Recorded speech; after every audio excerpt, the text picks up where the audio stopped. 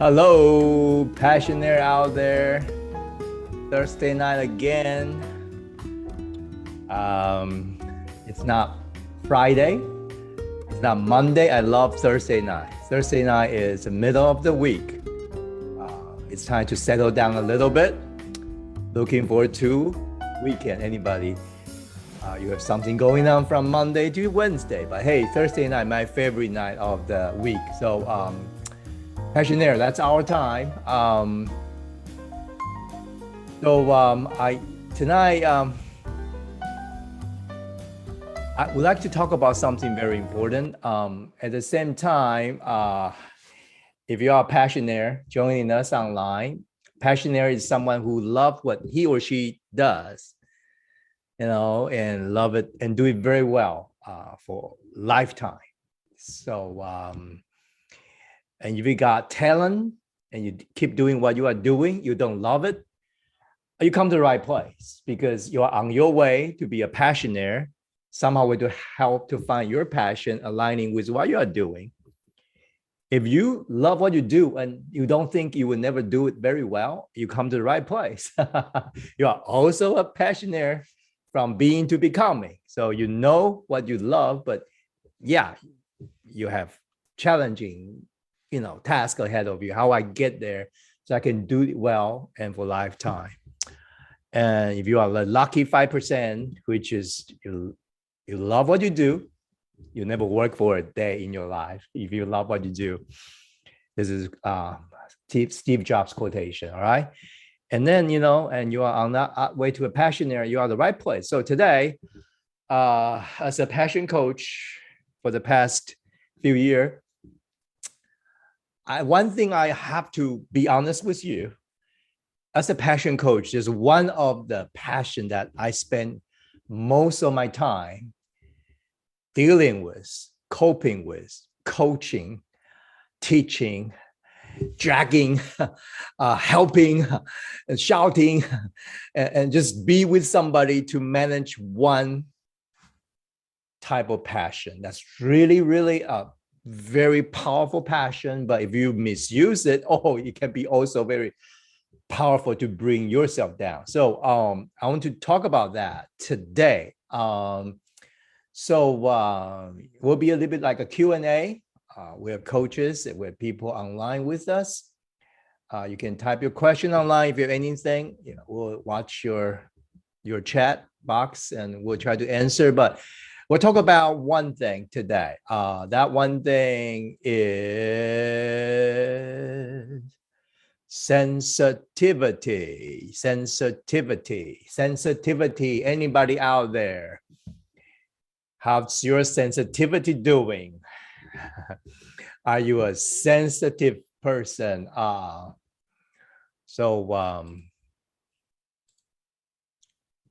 Sensitivity. All right, here we go. Yes. Hey, this is one area that as a coach, in my personal relationship, professionally, I coach many corporations and businesses and organizations as a team.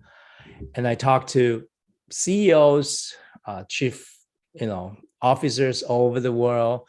I talk to employees. I talk to the team leaders. Everybody right now really have a hard time to manage sensitivity. Okay, sensitive. All right. So it's real. It's something that's not just happening. It is something that's there, and very almost on daily basis. You don't have to experience it to tell this is something that works very well or not well in your life. So my question for you is, are you a sensitive person? That's a tough question. I know, sensitivity. All right. Now, what's happening in the real life case is not just, am I sensitive? Is she sensitive? Are they sensitive? It's more than that. It's actually come down to this. Somebody is more sensitive than you are, or somebody is less sensitive than you are. So it's almost automatically default into this comparison mode. Like, oh, wow, that person, that guy is so sensitive, Oh, he take it too seriously and stuff like that. My boss is super sensitive today. Okay. Or I'm not sensitive enough. So it will come down to not just, am I a sensitive person? Yes, you are. Yes, I am. But it will come down to how sensitive are you? How do you compare to other people that happen to be around you? Unless you tell me you are unique, we definitely recognize that, but you just live alone. If you are like that, God bless you. And you don't need sensitivity. You don't need to manage it because all right, that's why people love to, be alone sometimes. But the digital world today, social media, your workplace, anywhere we go, this is where sensitivity kick in automatically. So that's a second truth about sensitivity. It's not, are you sensitive? Am I sensitive? That question is a very, very beginning of the whole thing. The next question you and I should ask, somebody is more sensitive, or I'm more sensitive, somebody, how much is the difference? How much? Do you have a way to measure it? All right. And things get a little bit twisted and tougher here is a lot of people, because they don't know how to deal with sensitivity, when they grow up, they may grow up in a very sensitive family. I grew up in a quite sensitive family. All right. So everybody's like touchy. And after a while, you may get into this mode saying that, yeah, I'm done with sensitivity. I hate it. I don't want to deal with it. I'm going to be tough as hard as the nails. I'm a tough guy. I don't cry. I don't do anything. I just put my sensitivity in the basement. Okay, in the basement. But the basement is still a place. And if you own a house or you have been to the basement, and basement stuff will one day be unveiled, right? And that, I call it a time bomb in your basement. That means it's still a bomb. There's still a time clock to it. Someday it will explode. So this is the number 3 question I have been with you. Are you super honest with yourself about your sensitivity? Can you embrace your natural sensitivity? That means the past experience, the family thing, people who bully you, betray you, and all that. Okay, but are you able to live naturally or fiercely with your sensitivity without hurting yourself, without hurting other people, or without being hurt? So that's something people say, hurt people, right? But if you're being into that past, the sensitivity that you are able to just redeem, we call it redeem it, okay, or reform it. If you are able to live in that reformed, redeemed sensitivity, that's another level of passionaires.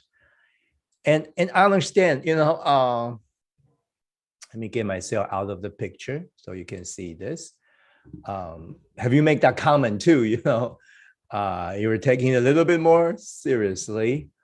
And it comes down to managers and employee, team leader to a team member, teacher, students, pastor, their congregation, wife and husband, mom and dad and kids. So how can we take it seriously enough together? So this is about sensitivity. So and I love to bring your attention to three words with me. A lot of people dwell in a sense, it has to make sense. Intellectual, reasoning, just believe in science, stuff like that. And if you go the other way around, the other extreme is sensitivity. That too sensitive is just go through, your mind, but your heart is like, wow, I can't stop thinking about this. I can't. So, but all this too, I want to introduce another word called sensibility. I'm going to change it a little bit to share with you today. So sensibility, it's the combination of sensitivity, that you are sensitive, you embrace it, but you turn around and you are able to just live with it. You are able to sense the world around you without let that feeling come into your heart. All right. So that's the sensibility. But you see there's an I in that sensibility, right? S-E-N is I. It's I in the middle. That's the tough part, folks. But I want to push another level up for you, kick up another notch. All right. I want to turn that sensitivity into sensibility. Here we go. So, well, if you spelling check this, you have to misspell. It says misspelling. But hey, I want to turn that I into ability. So, as a passionaire, it's very key to be able to turn your sensitivity into ability, and that would take discipline. That would take some process, and it would take a small community around you to build that together. That's where we are together as Passionaire Tribe or community. So that means you can turn your sensitivity not into something you feel, and you are able to feel it naturally. Sensitivity becomes sensibility, and I hope you can go to this level. Number 3 is turn the I, that feeling toward yourself. Truly, very brutally honest with that feeling. Yet you are able to turn that sensibility into real ability. So this is the word, sensibility. Okay. And these are the ability around you that if you're able to turn that sensibility into ability, all these areas could be something that you can turn your sensibility into sensibility. What am I doing right now? To be ability. Okay, it could be attention. Let me explain that to you. Attention means you are able to get people's attention without hurting yourself, or you are able to get people attention and go home feel so comfortable at night. You know, go up to a stage, perform, but you go home, even you read critics next day, it will not get to your heart, your mind. You know, you're able to perform, do the best you can on stage, but you can go home, still be you comfortably. You are able to manage the attention and turn that sensibility into the real good attention. That's also apply to husband, wife, you know, boy and girlfriend, you know, friends, you know, husband, wife, you know, parents, kids. And the second thing on my right or left, depending on where you are, is focus. Focus is basically based on performance. That are you able? Focus means like something you really everything you do is about evaluating yourself. You are hard on yourself. You want to be the best in the world. You want to be accepted. You have the sensitivity to feel like, hey, am I doing okay? You are self-aware. But this one, if you go overboard, it can be performance-driven. You are so afraid of failure, your sensitivity become dominating your mind. You couldn't even do anything. So that's a focus. Flexibility, let me explain that to you. That means you need to be flexible. Or the other way around is you have to keep the system going. Those two are both abilities, but if you use sensitivity the right way, both could be your good service. But if you go very extreme on it, it will be like, I'm so sensitive, I can never do this because I'm an honorable guy. Or the other way around, like, I got to get my flexibility. I got to get things going. I got to jump the box thinking I have to do things every time differently. I don't like the boxes. Don't tell me what to do. Don't tell me 1, 2, 3, 4. I want to jump out of the box. I want to have a shortcut. So that will become something. Creativity, well, there's a lot of artists need sensitivity, but don't know how to turn that into a creativity. From sensitivity into creativity, there's a training, a discipline I need to do. We probably help you down the road, talk about how to coach creativity. And speed, that's very obvious. Somebody want to get there today or yesterday. You want to get it done now, or you want to actually have a lifelong thing to get it there. So both two could be your service, be your ability to be really, really long, you know, like suffering an endurance guy. You want to run marathon, or you want to do the short sprint. Either way, it could be your ability. But if you're too sensitive, it will be very difficult to get that speed up going. And then the final is memory. You know, if you have a good memory, that's important. But people may be too much a memory of the past with sensitivity all the way up. And that could be a really, really hurdle to climb up all your lifetime. All right, given all that, you know, I want you to get your mind right now running, you know. Do you have any question, like when you start managing your sensitivity? Now, in the PQ language, of course, you know, we call it acceptance. All right, this is for all of you out there who are just the first time come to Passionaire or PQ stuff. This is one of the passion quotient that we are able to measure with questionnaires very accurately and benchmark against global data. So we're able to put you exactly where you are in a global sense. So, you know, so you could be +2 sensitivity or acceptance, or -2, which you are not sensitive at all. It could be neutral. So that would give us a very good measurement about how sensitive you are. If you don't have that number with you, that's okay. We'll still have, you know, a way to just ask you a couple of questions to gauge, are you sensitive to a certain point? All right. So with all this, I'm going to just open to the floor. So all of you here, managing this sensitivity or managing your acceptance as a PQ language, but can you and I turn the sensitivity into strength ability? All right. So I'm open up to anybody here, which we will invite to the Zoom right now. If you have a question, you just raise your hand, unmute, I'll bring you to the spotlight. You're able to just sit right next to me. And you can ask whatever you have in mind. Now, next week, I'd like to talk about something. Now, just give you a little bit of a heads up. Next week, the question will be, do you prefer to have someone more sensitive as your partner? Or you prefer someone less sensitive? Now, this is a trick question, but no, it's not. This is every manager's question, every couple's question. Like, do you prefer spend time or have a more sensitive person to be your partner, career, school, relationship, or you prefer somebody less sensitive to be your partner? That's next week's question.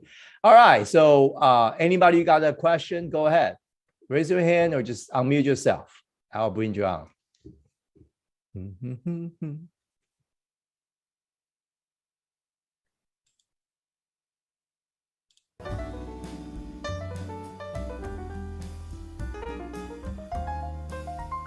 Let me check online if anybody there.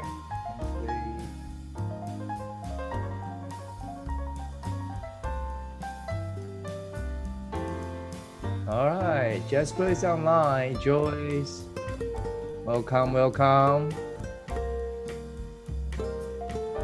Can we turn sensitivity into ability or strength?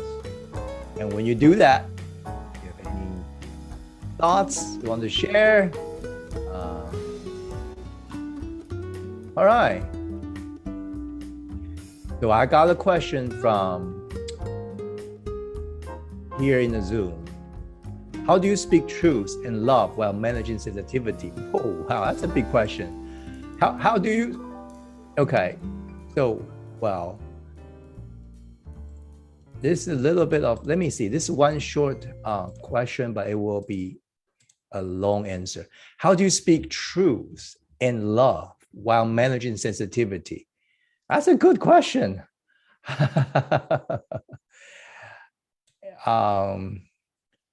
How do you speak truth and love when you manage your sensitivity? You know, if you look at this particular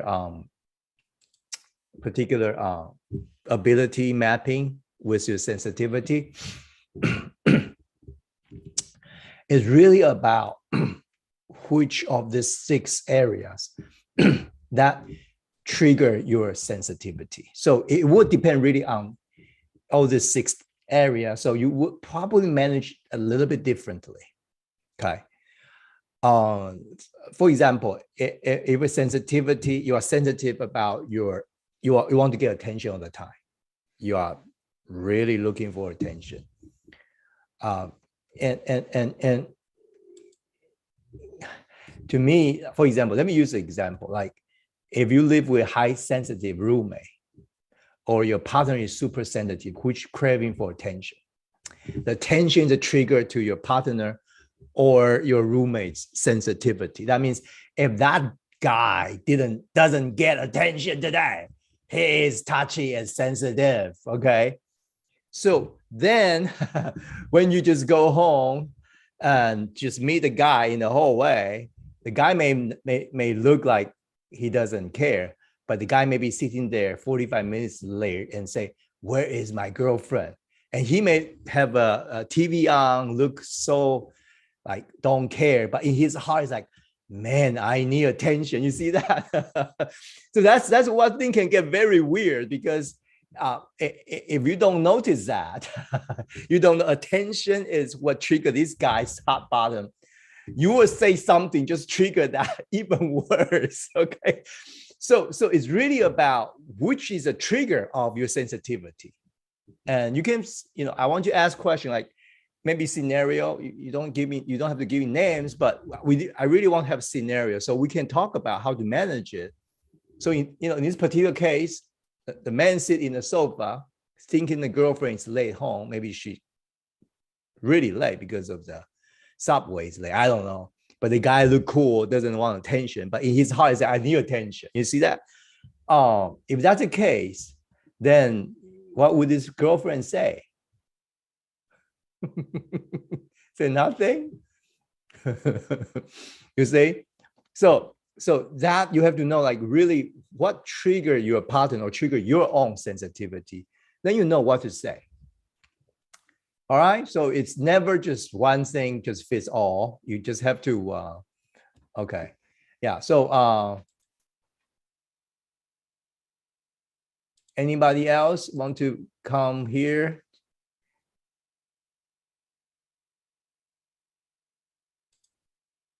Okay. La, la, la, la.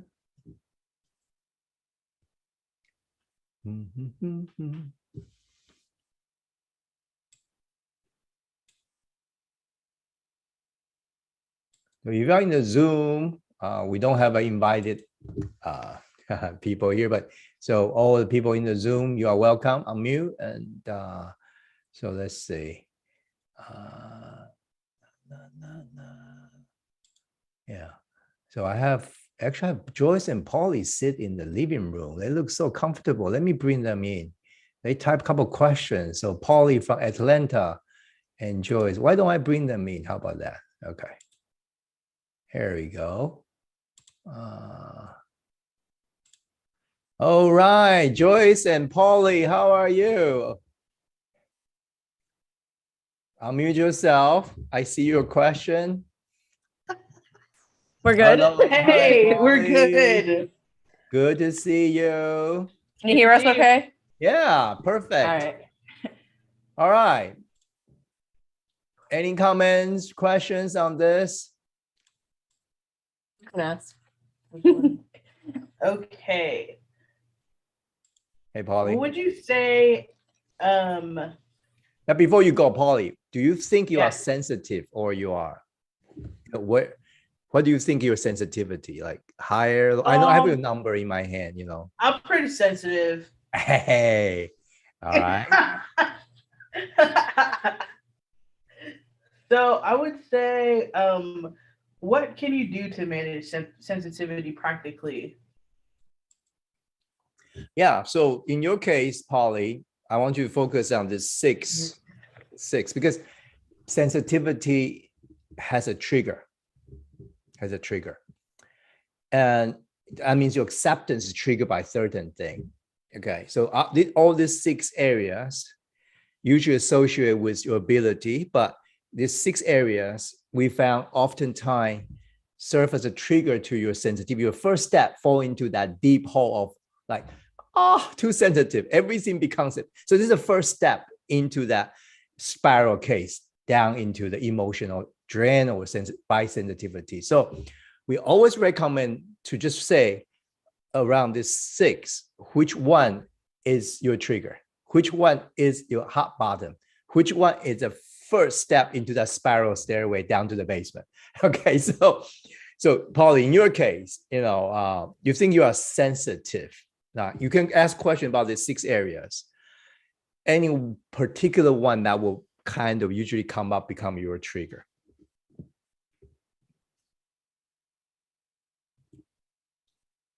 I would say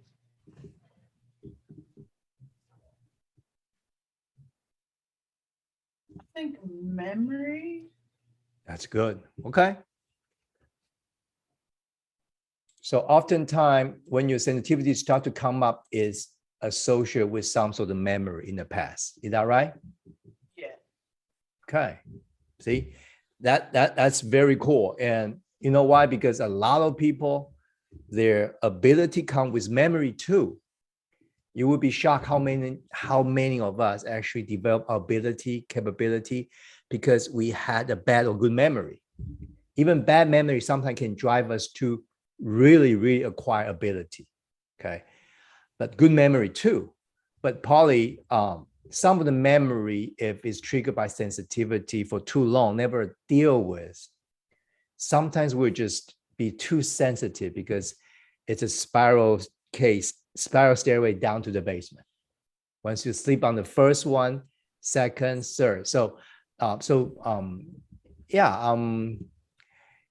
That's a very good question. If you trigger by memory, that's a very, very slippery first step, because memory. So that means, Polly, you must have a good memory. Do you? Do you have a good memory? When it comes to like relational things, yes. So how long ago you could still ingrain in your memory, like it will come up? Oh, it'll be there. When I choose forgiveness, I choose it. Thank you, Jesus. But it's still there. The record is still there. So it's not DRAM, because the dynamic random access memory is actually there permanently in your hard drive. Okay. Yeah. But you know what? That sometimes serves very well as to be ability if you work in human resource, if you work in counseling, if you work in teaching. That kind of memory serve you. So a lot of good teachers have a good memory, still remember when the students like 20 years ago. You know what I'm saying? Because that memory just there, because you are more sensitive to relationship, to the interaction that ingrained in your memory. So that's not a bad thing. It's neutral. You can use it differently. Yeah, you just said your memory in the relationship department could last almost forever. Am I right, Polly? Yes. See? Yes. Yeah. So other area you may not be sensitive at all, right? You may not need that much attention, maybe a few friends. You may not be that performance-driven person. Flexibility, you are flexible. Creativity, you are. And speed, you got there. But once the memory kick in to start your sensitivity spiraling down process, the sensitivity, it just come into overdrive mode, right? Can you describe that overdrive mode a little bit to me? I know you are not sensitive, but not that sensitive. But if the memory kick in, what happened to you, like on your acceptance? Yeah. I guess it depends on the situation, but one like right off, I would say it would be memory, because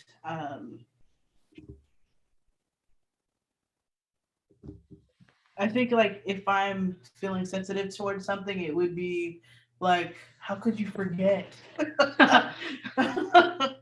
It's like, is that not important, or like that type of. So that means that memory in you, especially along the relationship line, that means relationship is so important to you. Is that right? Yeah. See, so this usually will come back to, we have a tool for all of you to know. It's a fishbone, which will be part of the Passionaire process to identify, which is crucial to just see, like, when did you start to accumulate that memory? What is the first moment in your life that memory just stuck in your mind so powerfully, you almost start programming yourself to either take it or hide from it? So we almost have to go back to a little bit of your history to just see where that start. When did it start? Okay, that's very, very, very crucial, because the first memory, even as a baby in mother's womb, could start a process there. Just there, kick the sensitivity up. If your mom, when she was pregnant, very sensitive, the baby usually sensitive. Okay, so you can almost track back to say, "Oh, Coach K, what am I going to do?" Well, we have tools to help you. So in a way, we'll help to see like how you start the memory. So it's very interesting. If we start talking about the first few memories, and start to give you a different narrative, how your brain start to interpret that memory, it will be very, very helpful. So we almost have to work with you and tell another story. Just look at the narrative, change it differently, because that will give back your memory. So your memory can be used for ability, for capability. You'll keep it long, but it will not get to your heart. It will not stop you, or it will not bring you to the spiral down thing, like more sensitivity start to, and then you couldn't even manage it, and you want to duck out of the place, or you want to just finish the relationship today or yesterday. You see that because you have too many things in the basement based on the memory. Okay, so we almost have to go back to like, when did that start? Like so in your case, if you are willing, it started when you were a little one, or is a teenage girl? Like being triggered by memory. Mm-hmm. Mm. Uh-huh. It goes, I don't know. No, it's a yet. tough question. So Yeah. So a lot of people never go down this route, so they will never know which triggered them. So down the road, how to manage sensitivity is very simple. Like everything, when it comes down to memory land, you have to really go through some of the highs and lows of your life and give a different narrative. Have you done the fishbone stuff? I have not done the fishbone. Aha, Yet. all right, fishbone. All right, folks, we have a tool called fishbone. Hey, it's very good. It's fish flying. Here we go. It's basically, fishbone is a tool to help you go through the high and low of your life. The reason is not just to force you to face a painful past. No, it's not like that. It's to give you a chance to see which one trigger you, which passion drive you, is the overdrive mode. And we are able to help you to see that picture more from who you are inside, genuinely who you are inside, and start to be able to almost have a different narrative on that story. It's very, very important. All right, so Paulie, welcome. You have to, once we have an ION conference, you have to come up. All right, very good. Okay, anybody else? Joyce, have anything? I do have a question. So, I think mine might be attention, but like on the other side, I don't want that much attention from some people. Like when people want to talk to me, especially as a leader sometimes. So as a leader, how do I bring my sensitivity up so I don't make people feel like I'm distancing myself from them if they have higher sensitivity than me? Yeah, so let me rephrase your question. If you are in a relationship, you are the manager, you are an employee, the attention could go different way. One side is people want too much attention. That could trigger sensitivity. Okay, if they don't get it, sensitivity just keep cranking up. They want more. They want more. They want more. But they could be go the other way, opposite way, like Joyce. She does not want attention. I will put it this way, it would be good to have attention, but she doesn't want excessively, I'm fine with attention, but not 5 hours. Just not 5 hours. So in Joyce's case, if you have too much attention, it actually trigger your sensitivity, right? You become touchy, you don't want to deal with it, right? Yeah, I think sometimes if I get too much attention, I want to be more independent. Because I feel like, yeah, I just want to be more independent. Yeah, in a Or I'm not really relationship- sure. Yeah, I'm not sure on how to help somebody. Yeah, in a relationship, I happen to marry my wife, Xiaowei. She doesn't want too much attention. She's super low acceptance. I am Uh-huh. high acceptance. I'm sensitive. So, and in a way, I should ask her. She might have the answer how to deal with a guy more sensitive. And so this happened a lot in the team or in the workplace, where people who don't need that much attention sometimes will feel, wow, this team is too touchy feeling team, everybody just like trying to get attention and stuff like that. Now, when that happens, that's also can trigger your other passion, usually not acceptance, will trigger your independence. You want to duck out of place now. Yeah, I think it can trigger independence. Vengeance, you said. Or in some cases, it would be vengeance and power, because it's kind of like, why do you? Sometimes it can seem like you're bringing up the same thing all the time. Like, just stop talking and deal with it. I don't know what else you want me to do other than listen. Like, I can't help you, so. I hope I don't sound cold. Sometimes I just don't know what to do with some people's attention. No, if you ask that question, you don't have to do anything with their attention, okay? Because the more you do it, it will be, you will come back to manage it again. I think you have to use either power, I mean, you have to speak, of course, nicely, polite. I know you speak polite. You almost have to like voice out, say, hey, I love you. I really spend about 5 hours with you on the phone to deal with your attention. But I got to do this now, okay? It's almost coming down to set a boundary. I don't want to say boundary, let's call it buffer. Like, you have to set a buffer and say, next time when we talk, would you send me a text ahead of time? I love to talk like today, but not 5 hours. I would say, like, how much time do you need? Right, how much time you need. So I'm not trying to be, cutting you off, but how much time you need from me. That's just, I love to. So, that's actually give them attention with a buffer and boundary. That's very, very crucial. You have to say it up front. Just be very, you could make a joke. You can be humorous about it and say, hey, I really enjoyed today, but hey, 5 hours. Can I, next time, can we do more efficiently, in 15 minutes, so I can be more focused and we can really talk. A lot of people who want attention because of sensitivity is that never get attention. And the more time you spend with them, it doesn't help them. It doesn't help them to satisfy with that sensitivity.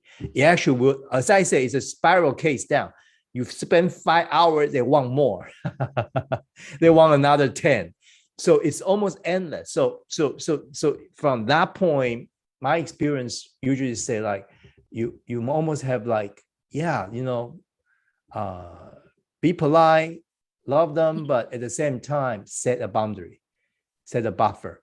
Yeah. And go ahead. There's 2 questions on YouTube. The first one is it possible that sensitivity comes from more than 2 of your list at the same time? And the second question is, can you explain what will be the scenario or case of focus triggering sensitivity? Sure. The first question is very good. Can there be 2 of this area trigger sensitivity? Absolutely. Absolutely.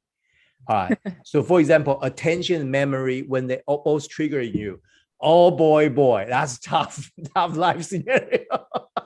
because you never get to that memory and you can never satisfy attention. So and yes, and if you have 3 or 4 trigger you at the same time often, you got to find counselors.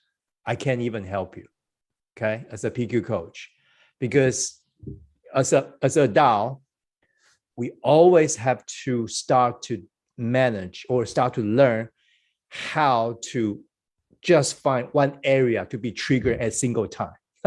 If you're able to do that, then we are able to manage it. If you go, like I always find couples fighting, argument. They fight around the 6 all the time. The first fighting is memory. Oh, you did this to me. And the next sentence is like attention. You don't give me enough attention. The next one is like, you don't make enough money. Number 4 is like, you don't even take the garbage out. And number 5 is like, why you are so slow? And I don't get enough of love. This wife already goes through 6, in 6 sentences. The wife already goes around the world, try to manage her sensitivity. In that case, that conversation will go nowhere. It will never get there because it's triggered already. So we all have to, as an individual, let me emphasize on it. It's not your spouse's responsibility. It's not your boss' responsibility. It's not the society's responsibility. It's not your parents' responsibility, your kids' responsibility. It is your and my responsibility to learn as an individual, a free man and free woman, to every incident to come out like I will deal with one sensitivity triggered by one area right now, this moment, this fight. Then you are able to really have a communication. All right. So the answer to the first question, 2 is juggling. 3, after you have 4, you have to deal with all the time. Woohoo! A lot of you need to find a counselor because I can't help you, or you want to be, or you can come and then you have to go through fishbone. We have to start to manage. So, and this is our own discipline. This is a very, very important to have a sound mind, healthy mind. A well-being is to single out one area at one time. Then you are allowed to be sensitive. Folks, I'm not saying no. I'm sensitive. So at one incident, one time, one thing, one job, one trigger, then you are fine. Then you will able to work with it and turn that sensitivity into ability. Mm-hmm. If you have more than 2, you will chase your own tail. You will go nowhere. All right. So this is very crucial. So, and you have to also see that in the light of the team as well. So in the team, everybody may bring their own trigger. That's where things get very, very complicated. All right. So actually to lead a team effectively is to get everybody to focus one trigger at one time. So we can have that harmony, unity in one time, deal with one issue and then move on. If you're a good manager, that's a trick, okay? Second question, focus. Focus, I can actually put like performance-driven thing.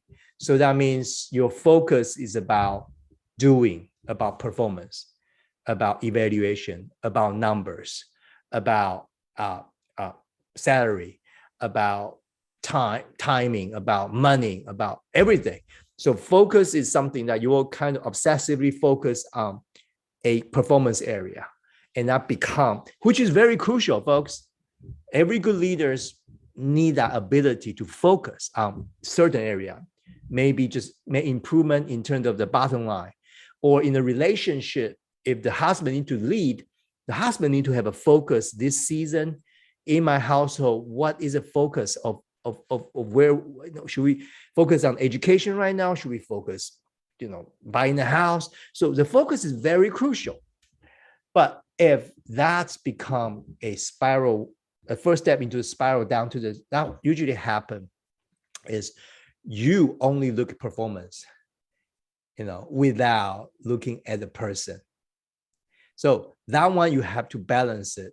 And also you have to start to relax how to really see the so that's why we love to say from being to becoming. Like you almost have to come down to like, are you willing to allow failure? Okay. So the focus allow time combined with memory, that's a hard thing. Like the memory of the failure in the past, always come back to the focus. So I'm not saying you should be insensitive about focus. I don't care. I just go up. No, you should still focus on performance, but yet you have to say, I have room to allow for failure. Okay. So you almost have to partition, like when I do this, like we are doing the live stream right now, I make all kind of mistake. Like the first few episodes, you will see like there's a lightning from my eyes. This is a mistake by the lighting.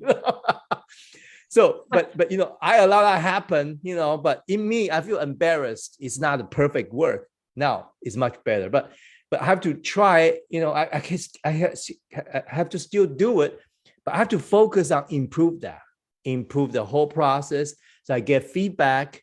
I try to go to people, give me feedback. People say, wow, Coach K, you look like what is this comic? What is that? With the thundering through the eyes. So it's not perfect, but I allow certain part of that to be not perfect. So you almost have to like every time just see, am I doing better than last time? Am I making a step ahead of what I did last time? So you almost cut the memory out, cut the tension out, cut the speed out, cut the flexibility out, cut the creativity, and very honestly say, am I doing better than yesterday, last time? So you almost have to focus to just have an honest evaluation without people's attention, getting attention, without bad memory, without speed. So you can singly focus on your performance, give a very honest evaluation. That's very crucial. Today's generation, everybody go to a tournament, everybody get a trophy. I don't like that. I think we still need performance. We need have champions. We need have different level of achievement. But can we get attention out of it? Can we get the memory out of it? Just keep it single-handedly on the performance itself. So I, as a focus-driven person, I would say, am I doing better than what I did last time? Does that make sense? Not in comparison to anybody else. Not just get other people's, I'll hear it, but then I'll come back to that focus. So it's very crucial. You will never let focus go, because focus helps you develop ability. And if you are sensitive, that's why the best athlete usually are highly sensitive person. You know why? Because they have the athlete training, years of training. They forget about the last game or the last 3-pointer they didn't get in. They are going to shoot. They are going to focus on this moment, the challenge, and get the ball out of their hand and leave the result on the court. They always say this, I'll leave this on the court. That's exactly what I mean. Focus. Does that help? Hopefully online person, hopefully that will give you. So just ask yourself, are you doing better than what you did yesterday? Okay, that's a key. Without like, speed, without memory, attention, just block all those. Focus on focus. I love that. All right. Any other questions here? Casey asked one thing. Let me see. How about focus on attention? All right, Casey, you have to ask in person, because that's a short question, but that would take me a whole night. I need more from you. All right, Casey, I'll bring you in. All right. Okay. What's that mean? Well, I'm just thinking, I think my acceptance is more of a attention-based acceptance, but obviously, like you were saying, attention-based acceptance people, they can't always get acceptance. It's not always the best thing for them. I mean, attention. So if you are focused, like you were saying, for you, you're focus-based. So you focus on just managing the focus part. What does it look like to just focus on the attention part? Okay, so basically you think your trigger is attention, right, Casey? Yeah. Can you give me an example, attention? I say, give me a real example, like your trigger is attention. It's crucial. Go ahead. Yeah, like I feel like in a lot of cases, I don't feel that sensitive, but when I'm really sensitive is if I, for example, if I go up to talk to my parents or something, or they're busy, so they just ignore me, or like if I'm like messaging a group of friends and nobody says anything in response. Yeah, okay. Yeah, then I will feel like, oh, I'm so annoyed. Like, how come nobody's responding? And then I'll get very sensitive about it. Interesting. So in your case, you are trying to get attention. by a Mhm. very goodwill gesture, say hi and try to get some conversation, get some stuff. Mhm. But you may not get it right away, or they never return your text or something. Yeah. Or especially if I put a lot of words out there, like I said a lot of things, or I said something very honest, and then like nobody says anything for like 5 days, then I'll be like, oh my gosh, I'm so embarrassed. I said something bad. Then I start feeling very like sensitive as well. Oh, that's so good. Like this happened a lot in the school scenario. Like students who want to get attention send a long email explaining something to the teacher never return. Or on the social media, you say something to a friend who you think your words will help them, but the friend just never return your whatever, the private message, right? How does that make you feel? It's like you feel you want more, you actually end up shutting it down. Very different. It's very crucial. Like after the first step, attention, which one you go? This one go to the focus, go to flexible, right?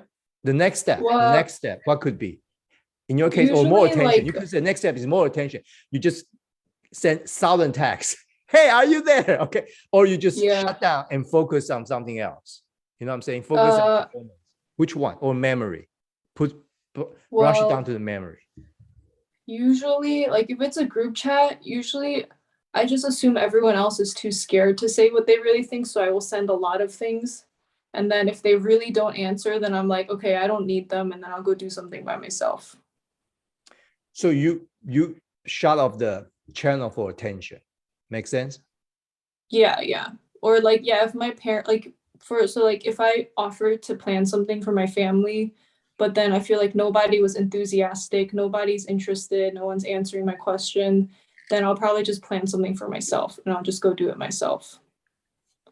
Exactly. That's very good. Thank you. So once you don't get enough attention, or people somehow do their own thing, your next step is shut off that channel.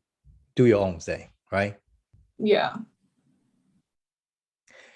But when you do your own thing, what's your feeling? You are you able to forget what they didn't do, or you know what I'm saying? Or you need a lot of focus, performance driven stuff, or flexibility thing for you to not go back to the attention. It's very crucial, because attention, there are two ways. One is usually go like excessively, just keep going. People do that. Okay. People keep doing that. They will get your attention until you give them enough attention. But the other way is, I just done my part. I'll give up that. I'm hiding in my basement. But it could be the memory lane. It could be the focus. Memory lane could be like, hey, I'm not going to talk to them anymore on this. Down. Or it could be focus. It's like, I'll focus on my job. A lot of relationship end up to be not you, but Casey, like husband just workaholic. You know why? Because the husband try to get attention, never get enough. Then workplace become a hideout, a basement hideout. Okay, I don't know. Yeah. Well, for me, I feel like I can only really say with my parents, because I don't think I react that strongly to anyone else. But with my parents, like I will do two things. One, I'll probably go do the thing I want to do by myself, but I'll do it even more, like another step more expedient. Okay. So if they didn't want to like go on a trip with me for the weekend, then I'll go on my own thing, but I'll do something that's like even crazier than what I normally would have done. Because it just makes me feel better, because I'll be like, I'll show them I'm having fun by myself. And I usually do enjoy it. But then the second thing I would do is I won't want to talk to them for a while, because I do feel kind of hurt, or I feel like they don't deserve to like have me be super friendly to them if they like disrespected me and didn't, listen to what I had to say. So I would like to not have the second thing happen. Like I would like to be able to still like be happy and talk, but I feel like inside I still feel hurt. So it's hard for me to like just act like nothing happened.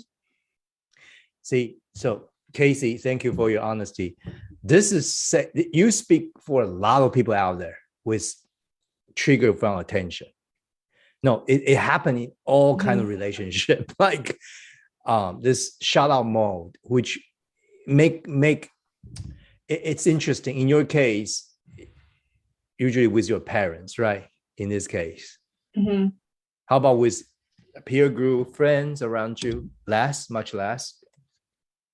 Yeah, I don't think I get that emotional with my friends because I can always just think like, oh, they're just busy. Like a lot of my friends are like newly married or really seriously dating. So I do feel like sometimes I feel sad if they can't hang out with me, but I can always think of a reason.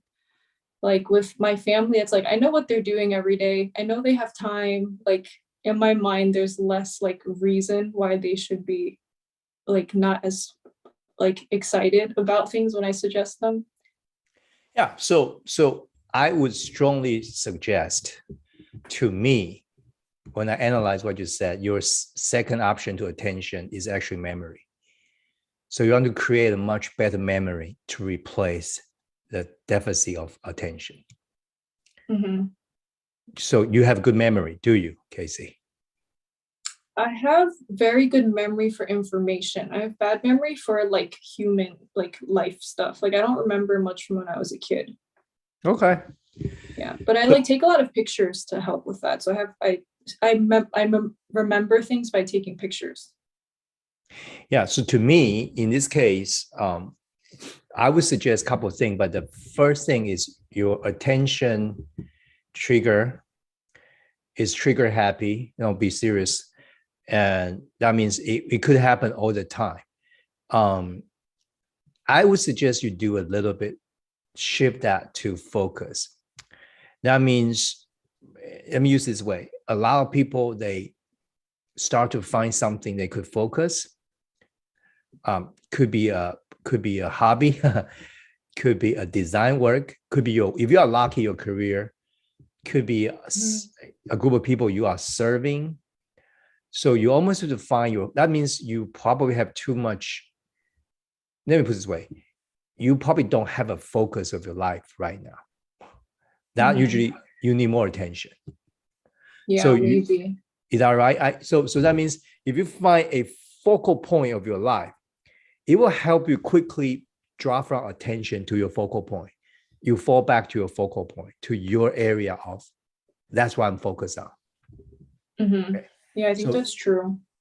Instead of go to the memory lane, right, or go to the speed, or, in your case, when you kind of do your own thing and you shut down that communication channel, most likely is a memory lane.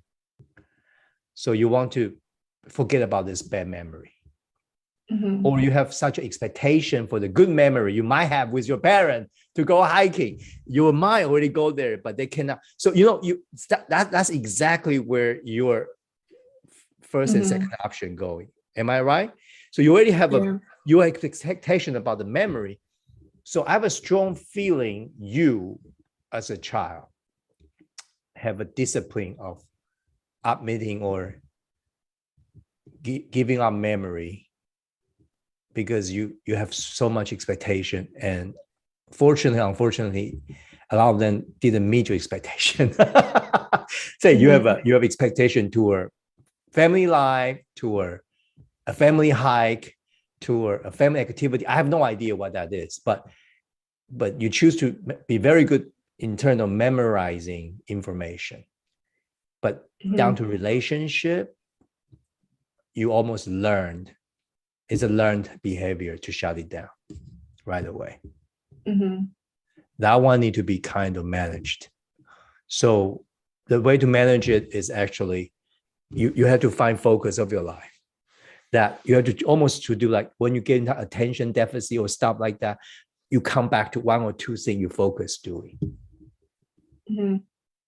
Yeah, I think that makes sense because I feel like in college when I had a lot more stuff going on and I was kind of more, like I felt more active and just more like focused on things. And then I didn't really care at all at that point about like, well, I also had a very good friend group and we did everything together. So actually, I'm not sure, but yeah. So I think your focus I think you may have too many things going on in your life, or the memory lane just pile up that you're out of memory, that you can't just push them down to the basement anymore. So Mhm. the volume of attention. So you almost have to start to manage how much of that attention deficit come. If every week you have to stop focusing on something else, very crucial. All right. Or you Yeah, have I to, mean, it yeah, only yeah. happens to me like once or twice a year where Okay. I'm like, oh, my acceptance is so high right now. And it's well, for the past few years, it's always with my parents. So your parents, interesting. I mean, are they high sensitivity person? Yeah, I think so. They do the exact same thing. If they like fight or something, they don't talk to each other for a little bit. So So my goal is to not turn out like that. I really don't want, I think it's a bad habit. yeah. So it would be, see, so in your case, it's probably just get them to a hike. So all of you can focus on hiking. So when you all highly sensitive group go out, when they focus on one thing, it helps them relax the sensitivity. They can talk better. So you probably expect that happen instead of just a hike itself. Am I right? Mhm. Okay. So in this case, between you and your mom, your dad, I really think start to develop something you and your mom can focus together. I know it's hard, but you Yeah. got to find something.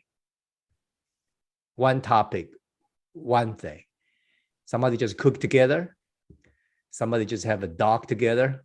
Somebody just hike together. You have to find something you can focus with the person that you are sensitive with. Okay, you have to find that. We call it a no pressure zone, no pressure time. It's very crucial. And so my mom is very sensitive. So the way I find it is just hear my mom talk about her prayer group, her ministry. Sometimes she talk on the phone over an hour about her ministry. She's ministering to people, praying with people. I love it, but I'm quiet for an hour. But we both Mhm. focus on her talking. So you almost have to like find what you two can really focus together on, and Yeah. instead of attention. So it's almost a shift from that attention to focus in your case. Yeah, my mom is very work oriented as well. So she likes to also talk for a long time about her ministry, but I'm not as like engaged. Like I usually am not that interested. So I know. So in this case, I guess your mom is highly sensitive too. yeah. See, so both of you, so then it's a trade. She can talk about her work, and then you find one area that she has to listen to you. All right. So that's a fair trade. Okay. So it's almost it's now you and your mom, but for any passionate out there, between husband, wife, spouse, and parent and kids is very helpful.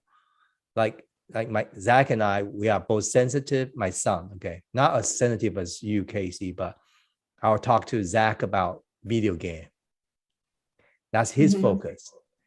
But he got my attention. Does that make sense? Mhm.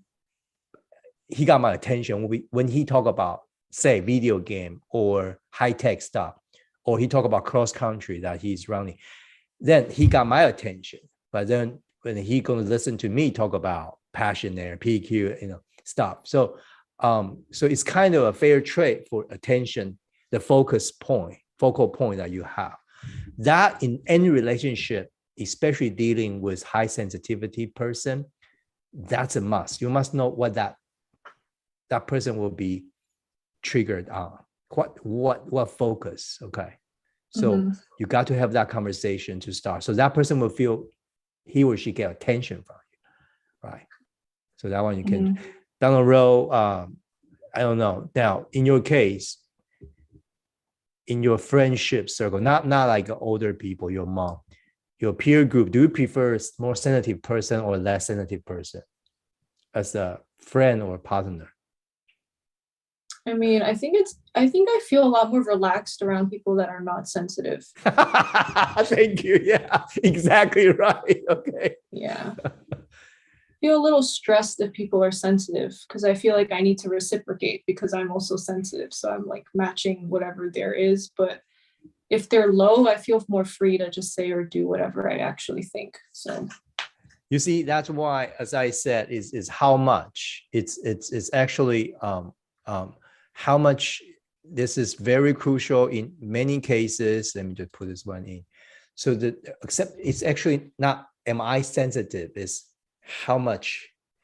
And for all the low sensitivity people out there, oftentimes you feel you are the, how should I say, people all want to just flood into your low sensitivity zone and kind of dock there for a while and just like, be themselves.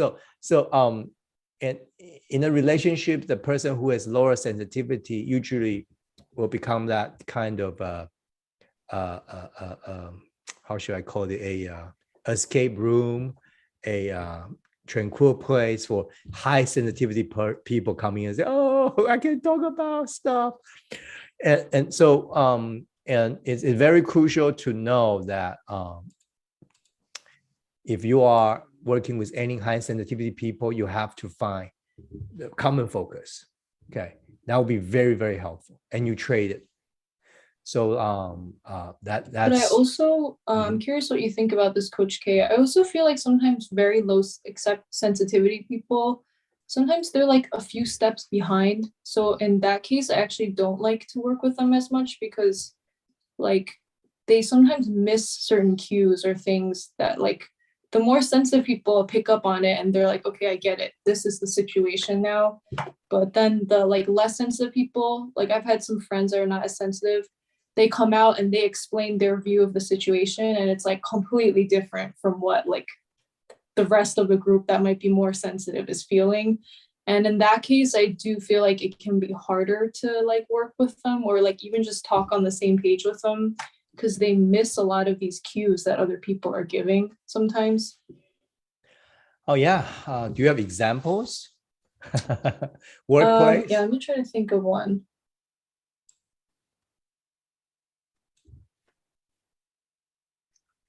Yeah, so I mean, there's like two different case leads I've worked with at work. One is like very sensitive, like every time he messages, it's like very like accommodating, exclamation points, like sending like nice faces, like emojis and stuff. And the other one is more like just focus on the task. Like he doesn't really. So like, for example, when there's like people are not as happy with the workload or something like that, with the very sensitive one, you can just say like, I don't know, you can just like, you don't even have to say, I'm not happy with this workload. You can just imply like, oh, I'm kind of busy next week. And then he immediately gets it and he will reallocate. Like, you don't have to like confront him about it. But with the other one, like there were some situations where like people on the team slowly started saying like, oh, it's kind of a lot, whatever. But like, he was like, oh, it's okay, we can handle it. Like, it'll be fine. And then people had to like escalate more and more and more until finally they're like directly like telling him straight on, like, you've given me too much work. So like, it just from the first meeting, I think at least maybe because I'm high acceptance, I felt like it was already clear, but then it took so many more intense levels before they understood what that person was trying to say. That's an excellent question. It's happened all the time. Not just a team. This exact wonderful team example, like just one person just less sensitive than any other people in the team. And then that person needs so many crews before that person realizes, oh, I got it, right? So that's why I personally think it's how much the difference. So if the person is very, very less sensitive, okay, much lower end, you got to use that person's way. You have to speak direct right away. Not emoji, not the tone change. Now, the less sensitive people, they usually don't care. They don't see your facial expression. They will not pick up the hint in your language or tone. They sometimes don't laugh your joke. So, I mean, they are in their world sometimes, truly less sensitive person. So at certain time, if it's a group, you almost have to say directly what needs to be done. Okay. So this is for the team or team leader out there, how to manage two very different. Let me put this one up again. This is really an art of management. Is like how can you put a team which will be very opposite sensitivity, okay, and how to really get them together. So the way to do it, again, you will come back to ability thing. Like, what does team need to be doing right now? It is speed. So you have to speak very clearly on the sensitivity on this particular quadrant, say speed. That need to be expressed right out there. We need to get it down next week, everybody. Somebody had to say it. Okay. So you can focus the whole team on one area, but not all of them. So that's something to be communicated. Like if you're a parent can try like, hey, teenager, this year, we like to focus on speed. You have to get things done on time. That need to be bring up to help that teenager manage speed, even though he or she is sensitive on something, but the speed need to be there. So we almost have to constantly check. And this is very crucial because a lot of relationship or team just focus on everything, every time, every meeting. It's not going to get you anywhere, especially you have a highly sensitive team or low sensitive team, either way. But Casey, a lot of people are low sensitivity, but that person could be triggered easily by any of this and turn out to be high. You will be shocked. Okay. Mhm. So, all right, very good. Any other question, Casey? I had one, but I forgot now.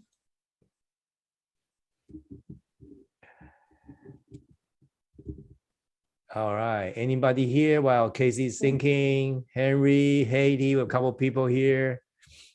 If you have a question, unmute yourself. Oh, okay. Yeah. There's a question on the YouTube. Can kids manage their can kids manage their sensitivity or they need help? Of course, kids need help manage the sensitivity. Okay. And this is what happened in this generation that the parents don't know how to manage their own sensitivity. And so they don't know how to help kids to manage the sensitivity. So absolutely, as we turn sensitivity into ability, it's going to be a process. And home is the best place to do it. And school today don't help you on that. And used to be, just playing an instrument, a musical instrument may help you. Yeah, but this is a digital world. So the way to help kids manage sensitivity and turn that into ability is very, very crucial. And so I really think, when the kids get to about preteen, say 12-year-old, that's when we can start doing the PQ stuff. I really strongly recommend every year get the kids do a PQ with us. There's cost involved, I know, but it's definitely worth it, folks. And because I'm not trying to sell you anything, because that's what I did with my son, Zach. He was 11. I twisted the rule to get him tested because we have the test about 12-year-old. Because he's so sensitive. I'm like, I don't know how to deal with Zach anymore. Why he's so touchy, And I find out I actually got bullied in school and stuff like that. So and he ended up testing the number about 2.0 when he was 11-year-old. So I as a parent, we have to really know that and start to say, turn out to be I and my wife have very low sensitivity, lower than his sensitivity when he was 11. So we start to realize the word we say every day, although we think it's nothing, it's like nothing. I would say, boy, come on, this is nothing, Zach. Don't worry about it. Don't be too nervous. You will do fine.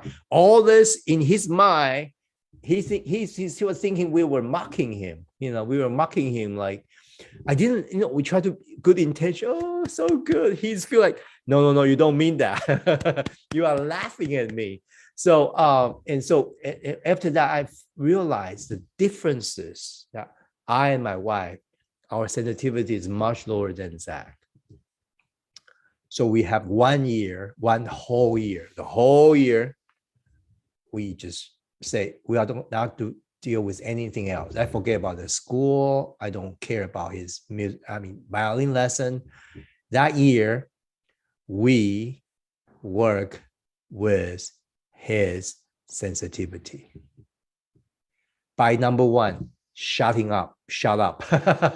Now use our own comfort zone to say whatever we want to say based on my sensitivity. We start to kind of, okay, now when we say things, we start to create a no pressure zone where we don't talk about performances. We just pay attention there, watch a movie together, watch a YouTube together Saturday morning. There's no violin lesson, no whatever school stuff. Just a whole morning, we get up, watch a video, watch a YouTube, eat together. We've done that for a year. And my wife and I both have to learn how to be there, create a no pressure zone for them. So it will not trigger all those 6 things, okay?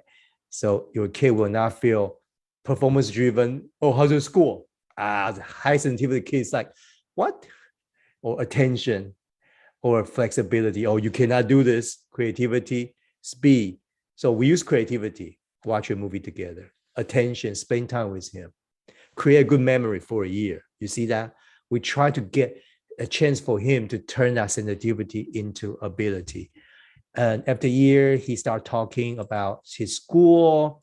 He started talking about what he encountered at school, how he feels. And we have a lot of very, very natural conversation without focusing on anything. And we start to help him to manage that sensitivity and turn it into ability. And then we're able to see where he really struggles and what he encountered in school. So from that, once we have that understanding, the true communication, and then we can start to observe this young man as a boy turn into a young man because he started to manage his own sensitivity. And then he picked up violin along the way. He was very sensitive as a kid. And I remember there was a violin lesson that he never wanted to perform in front of people because he's sensitive. And I'm so glad my wife and work with a teacher, so he didn't have to go up to perform. He can be just down there, do his own thing. Hey, if you are performance-driven parents, like, oh, my kids can never be Yo-Yo Ma or somebody, or Ray Chen, that's okay. For a season, let them be who they are. And we need, yes, absolutely. I mean, we have to help to otherwise in this world right now, this education system, they want to use the sensitivity in our kids. They want to stir up sensitivity. Digital world stir up sensitivity. So nobody can help them. If they have too much sensitivity, they don't know how to manage. When they go to teenagers, sometimes burnout, sometimes psychological issues start to surface up. So this is very crucial, and especially for young girls, they start early on this. Boys tend to be later, teen and college. So we discovered that as well. So this is a very, very crucial way to see which one of the area that your kids get triggered, and you get triggered, you can help them on this. All right. All right. Very good question. So anybody else here? Let me look at the question. Okay. We don't have any more questions. No, Joyce, no, nothing. Hey, Henry, have anything from you? No, okay. So yeah, turning sensitivity into ability or strengths. So I really want you out there to know one thing, like sensitivity is a neutral thing. It's not bad, it's not good. It's just how you are from your heart. So it's not good or bad. You have to take that out of your memory lane. Like as a boy, you were called, you are too sensitive. You are a boy. How can you be that sensitive? You have to go back to a memory lane and say, well, hey, that may not be the narrative of my life, And you could be a sensitive boy and a guy and a leader, but you can totally turn that sensitivity into ability. I don't know. I mean, if you're out there, you want attention, and just as a little baby, you never get enough attention, you feel abandoned, you feel nobody like you. That's a lie.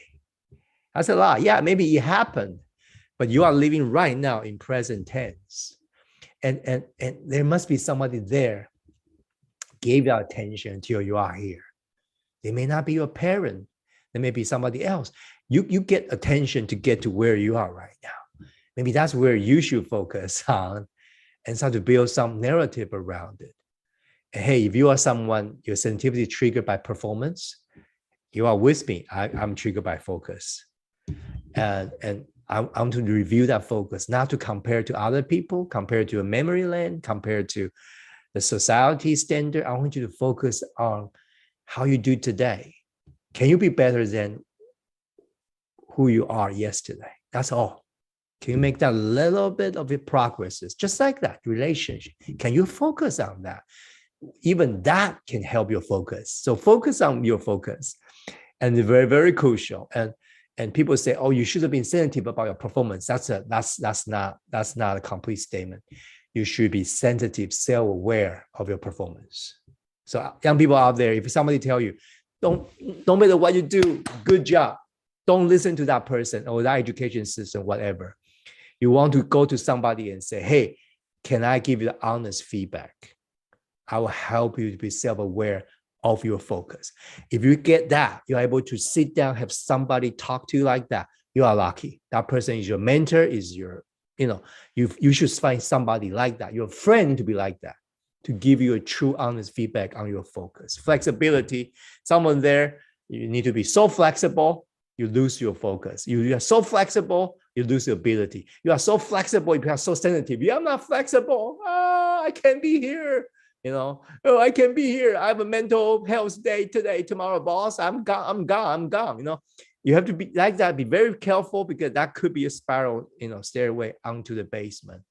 And that may just hinder your progress and hinder, who you are. Creativity, a lot of artists out there, I'm going to wrap up like this. Creativity is a discipline. It's never just sensitivity gone wild called creativity. I've seen some of the performances these days. Folks, I have to say this. I have to be honest. That's a sensitivity gone wild. Whatever you do in your bedroom, stay in the bedroom. Don't do it publicly and call it art. All right? Don't. I don't know. I mean, to me, it's like that's not creativity.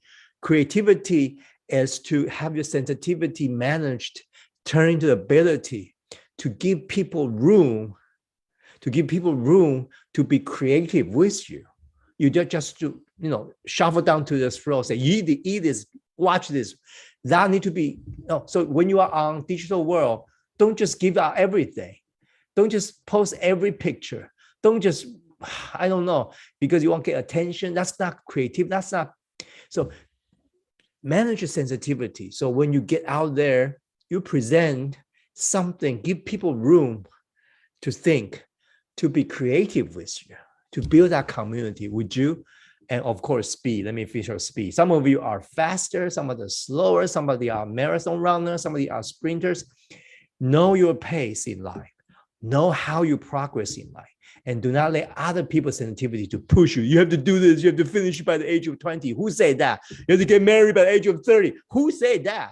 Okay, you must know your speed. Your sensitivity just not triggered by the speed. So once the speed, like, oh, you have to be married by 30. Who says so? Okay. And all that, you have to be very careful. Yeah, I know there's a biological clock ticking, all that. I understand. But the most importantly, can you train your sensitivity to know your pace? This is your pace.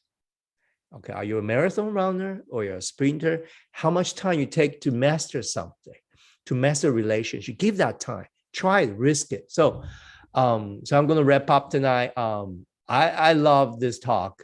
So, next week, I love to go into next week about, I have a question like, do you prefer your partner to be more sensitive than you or less sensitive?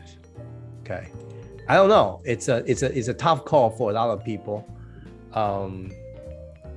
Do you prefer your boyfriend to be more sensitive or less sensitive? Do you like your wife to be more sensitive or less sensitive? Hey, it's something I want to ask, and that's something very, very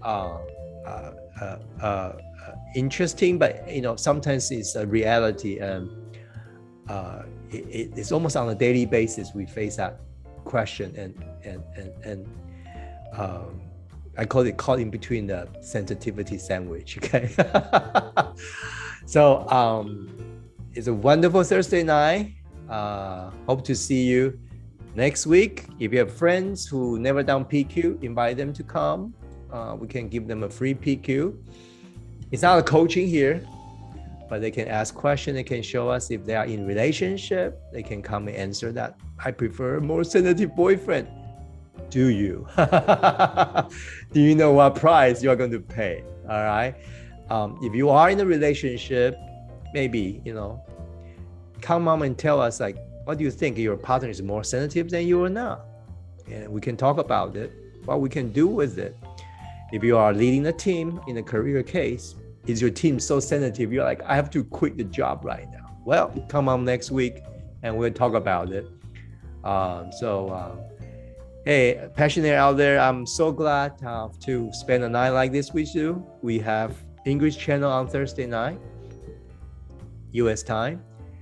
We have Chinese channel on Monday, which is Monday morning. That's actually for Asia, so it's nighttime as well. So if you are bilingual, well, you can have you can watch 2 episodes every week, but you can watch English on Thursday and Chinese on Monday morning, or watch the replay. So good to have all of you here on Thursday.